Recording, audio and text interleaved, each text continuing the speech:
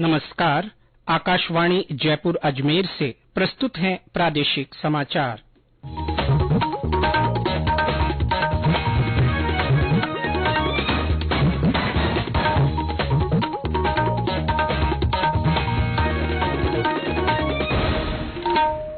मुख्य समाचार। प्रधानमंत्री नरेंद्र मोदी ने जयपुर महाखेल समापन समारोह को वर्चुअल माध्यम से संबोधित किया।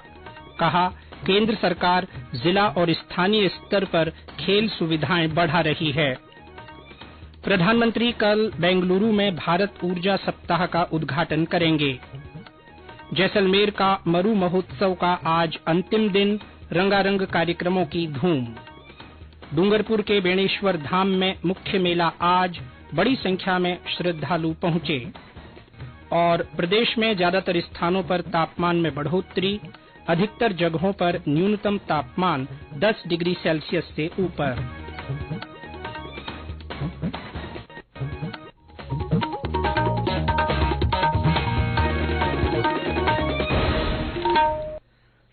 समाचारों के साथ मैं जितेंद्र सिंह पूनिया। और अब समाचार विस्तार से। प्रधानमंत्री नरेंद्र मोदी ने कहा है कि आजादी के अमृत काल में देश नई नई परिभाषाएं गढ़ रहा है और नई व्यवस्थाओं का निर्माण कर रहा है। देश में अब खेलों को भी सरकारी नजरिए से नहीं, बल्कि खिलाड़ियों की नजर से देखा जा रहा है। श्री मोदी आज जयपुर महाखेल के समापन समारोह को वर्चुअल माध्यम से संबोधित कर रहे थे। प्रधानमंत्री ने कहा कि युवाओं के लिए कुछ भी असंभव नहीं है। युवाओं को स्वाभिमान, सामर्थ्य, स्वावलंबन, सुविधा और संसाधन की शक्ति मिले तो उनके लिए हर लक्ष्य आसान हो जाता है।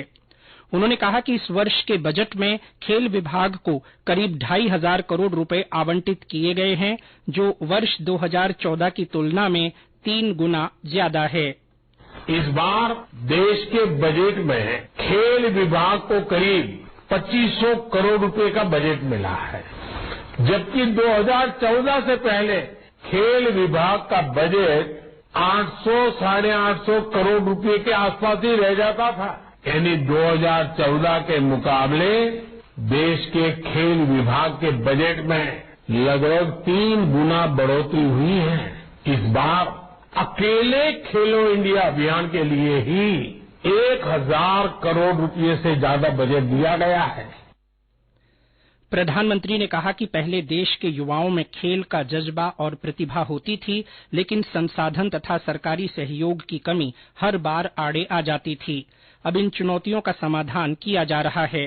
उन्होंने कहा कि इस तरह के महाखेलों के आयोजन से देश भर से नई नई प्रतिभाएं सामने आ रही हैं। सांसद खेल महाकुंभ की वजह से देश की हजारों नई प्रतिभाएं उभरकर सामने आ रही है। साथियों, ये सब इसलिए मुमकिन हो पा रहा है क्योंकि केंद्र सरकार अब जिला स्तर और स्थानीय स्तर तक स्पोर्ट्स फैसिलिटी बना रही है।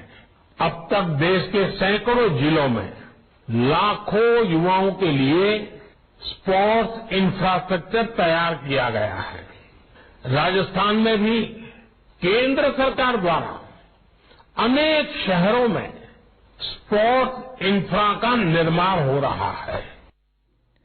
प्रधानमंत्री ने कहा कि आर्थिक कारणों से कोई खिलाड़ी पीछे न रह जाए, इसका सरकार विशेष ध्यान रख रही है।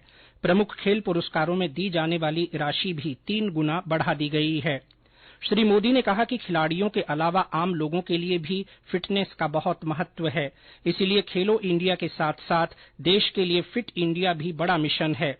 फिटनेस में खान पान और पोषण का भी महत्व है। इसलिए भारत के आग्रह पर संयुक्त राष्ट्र ने इस साल को मोटा अनाज वर्ष घोषित किया है, जो ग्लोबल कैंपेन बन गया है। जयपुर महाखेल का शुभारंभ 12 जनवरी को राष्ट्रीय युवा दिवस के अवसर पर हुआ था। जयपुर ग्रामीण लोकसभा सीट से सांसद राज्यवर्धन सिंह राठौड़ वर्ष 2017 से इसका आयोजन करते रहे हैं। जयपुर महाखेल में इस वर्ष कबड्डी प्रतियोगिता पर विशेष ध्यान दिया गया है। महाखेल में जयपुर ग्रामीण लोकसभा सीट के सभी 8 विधानसभा क्षेत्रों की 450 से अधिक ग्राम पंचायतों, नगर पालिकाओं और वार्डों के 6,400 से अधिक युवाओं और खिलाड़ियों ने भाग लिया। प्रधानमंत्री नरेंद्र मोदी कल बेंगलुरू में भारत ऊर्जा सप्ताह का उद्घाटन करेंगे। इसके साथ वे कई विकास परियोजनाओं की आधारशिला रखेंगे। 3 दिन के इस आयोजन का उद्देश्य ऊर्जा अंतरण के क्षेत्र में भारत को एक बड़ी शक्ति के रूप में दर्शाना है। इसमें 30,000 से अधिक प्रतिनिधि, 1,000 प्रदर्शक और 500 वक्ता भारत के ऊर्जा भविष्य पर विमर्श करेंगे। प्रधानमंत्री कल तुमकुरू में हिंदुस्तान एयरोनॉटिक्स लिमिटेड की हेलीकॉप्टर निर्माण इकाई राष्ट्र को समर्पित करेंगे। इस अवसर पर रक्षा मंत्री राजनाथ सिंह भी उपस्थित रहेंगे। 615 एकड़ में फैली द ग्रीनफील्ड हेलीकॉप्टर फैक्ट्री में हल्के वजन के बहुउपयोगी हेलीकॉप्टर का निर्माण होगा। प्रधानमंत्री ने वर्ष 2016 में इसकी आधारशिला रखी थी। इस कारखाने में मरम्मत और रखरखाव की सुविधा भी होगी। भारत की अध्यक्षता में G20 देशों के ऊर्जा अंतरण कार्य समूह की बैठक आज से बेंगलुरू में शुरू हुई। इस अवसर पर पत्रकारों से बातचीत करते हुए विद्युत, नवीन और नवीकरणीय ऊर्जा मंत्री R.K. सिंह ने कहा कि विकासशील देशों में लाखों लोग आज भी ऊर्जा सुरक्षा से वंचित हैं।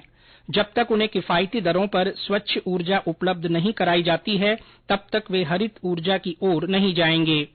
श्री सिंह ने G20 देशों के ऊर्जा अंतरण कार्य समूह के विमर्श को विस्तार देने पर जोर दिया है। केंद्रीय मंत्री ने कहा कि इस विस्तार के बिना विकासशील देशों से संबंधित मुद्दों पर प्रभावी विमर्श नहीं हो सकता।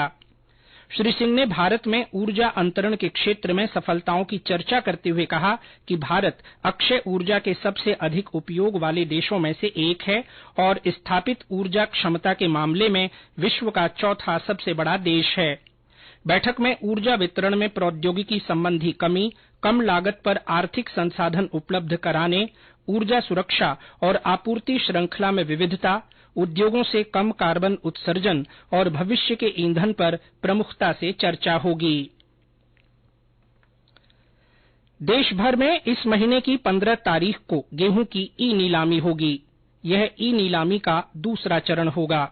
भारतीय खाद्य निगम ने इस महीने की पहली और दूसरी तारीख को पहले चरण की ई-नीलामी के विजेताओं को डिपो से गेहूं का स्टॉक तुरंत उठाने और बाजार में गेहूं उपलब्ध कराने के निर्देश दिए हैं।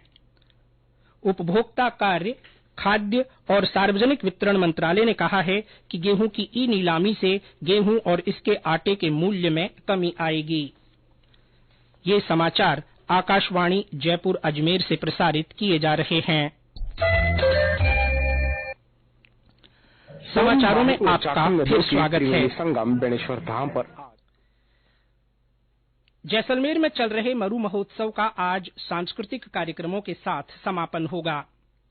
पर्यटन विभाग की ओर से महोत्सव में आज दिन भर कई प्रतियोगिताएं आयोजित की गईं। कुलधरा गांव में रंगोली मांडना और वॉल पेंटिंग प्रतियोगिताएं और सम में ऊंट नृत्य, घुड़दौड़ नृत्य के साथ ही ऊंट दौड़ का आयोजन हुआ। डूंगरपुर के बेणेश्वर धाम में माघ पूर्णिमा पर आज मुख्य मेला भर रहा है।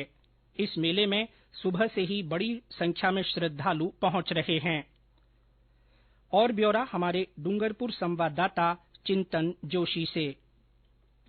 माही और चाखम नदियों की त्रिवेणी संगम बेणेश्वर धाम पर आज माघ पूर्णिमा का मुख्य मेला भरा। माघ एकादशी से मेले की शुरुआत हुई है।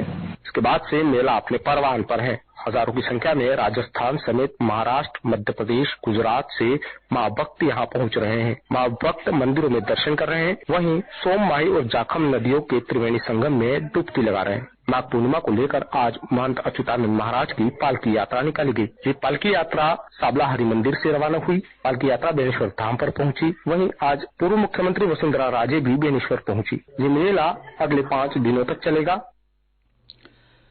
कोटा में चल रहे 3 दिवसीय कोटा महोत्सव का आज समापन होगा। महाराव उम्मेद सिंह स्टेडियम में शाम को सांस्कृतिक कार्यक्रम आयोजित होंगे। इससे पहले आज सुबह महात्मा गांधी स्कूल से गढ़ पैलेस तक हेरिटेज वॉक आयोजित की गई। वहीं 7 वंडर पार्क में डॉग शो हुआ। इसके साथ ही विभिन्न कार्यक्रम आयोजित किए गए। जयपुर के सांभर में 17 फरवरी से सांभर फेस्टिवल का आयोजन किया जाएगा। 3 दिन चलने वाले इस फेस्टिवल की जिला प्रशासन और पर्यटन विभाग ने तैयारियां शुरू कर दी हैं।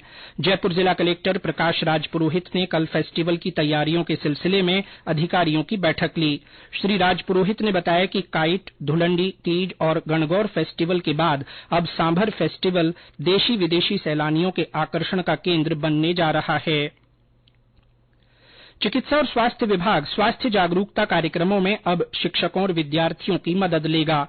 इसके लिए शिक्षकों को ब्रांड एम्बेसडर और विद्यार्थियों को मैसेंजर के रूप में तैनात किया जाएगा। ये स्वास्थ्य के प्रति लोगों को जागरूक करेंगे तथा राज्य सरकार की स्वास्थ्य योजनाओं की जानकारी लोगों को देंगे। अजमेर के जिला चिकित्सा अधिकारी ने बताया कि इसके लिए प्रदेश के हर स्कूल के 2 शिक्षकों को हेल्थ एंड वेलनेस एम्बेसडर तथा 2 विद्यार्थियों को मैसेंजर के रूप में चयनित किया जाएगा। कार्यक्रम की शुरुआत अजमेर सहित बूंदी, बारां, धौलपुर, सिरोही और करौली जिलों से की जाएगी। इसके बाद इसे चरणबद्ध तरीके से अन्य जिलों में लागू किया जाएगा। जोधपुर के कायलाना रोड पर 5 करोड़ रुपए की लागत से वन्य जीवों की जान बचाने के लिए आधुनिक अस्पताल बनाया जाएगा। इस अस्पताल में जोधपुर सहित पाली, बाड़मेर, जालौर और सिरोही जिलों में विभिन्न दुर्घटनाओं में घायल होने वाले वन्य जीवों का इलाज किया जाएगा। मुख्यमंत्री अशोक गहलोत ने बजट घोषणा में माचिया जैविक उद्यान के रेस्क्यू सेंटर विस्तार की घोषणा की थी, जिसके बाद इसके लिए 1 करोड़ रुपए की राशि भी जारी की जा चुकी है। अस्पताल में वन्य जीवों के उपचार के लिए ऑर्थोपेडिक, सर्जिकल, एक्स-रे और स्ट्रेचर की सुविधा भी उपलब्ध होगी। भारतीय कृषि अनुसंधान परिषद और केंद्रीय शुष्क बागवानी संस्थान की ओर से आज से बीकानेर में शुष्क फल और सब्जी फसलों के व्यवसायीकरण का आधुनिक दृष्टिकोण विषय पर प्रशिक्षण कार्यक्रम शुरू हुआ। 21 दिन तक चलने वाले इस प्रशिक्षण में राजस्थान सहित उत्तर प्रदेश, मध्य प्रदेश, बिहार, महाराष्ट्र, छत्तीसगढ़, पंजाब, गुजरात, असम और आंध्र प्रदेश के 28 कृषि वैज्ञानिक भाग ले रहे हैं।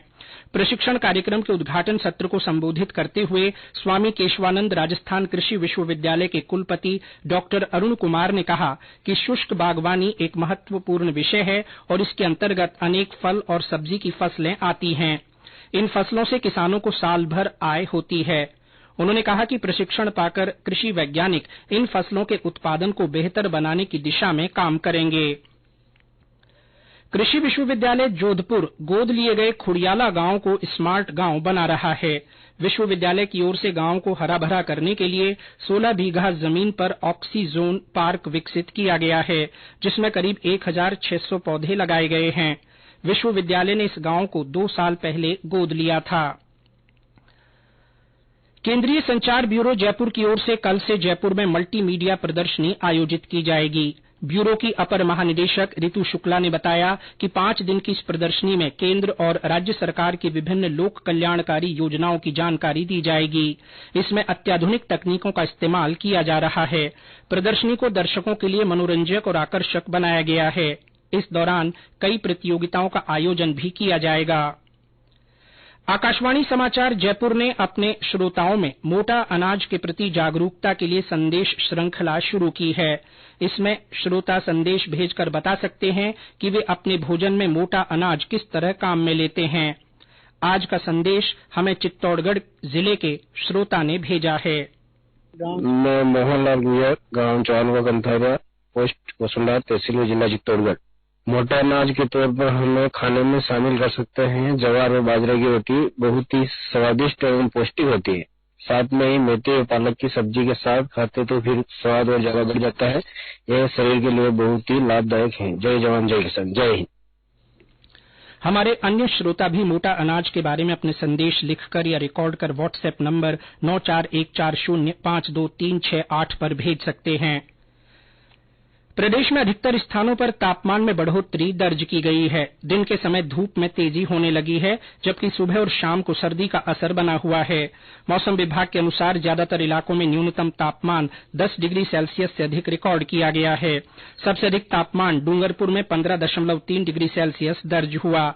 जैसलमेर में 14, बूंदी में 13.8, टोंक में 13.4, राजधानी जयपुर में 12.6, बाड़मेर में 12.5, अजमेर में 11.9, फलौदी में 11.6, बीकानेर और धौलपुर में 11.3 और जोधपुर में 11.2 डिग्री सेल्सियस न्यूनतम तापमान दर्ज किया गया।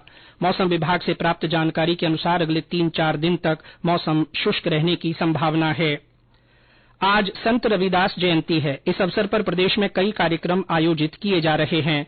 श्रीगंगानगर में लंगर और शबद कीर्तन के आयोजन हुए।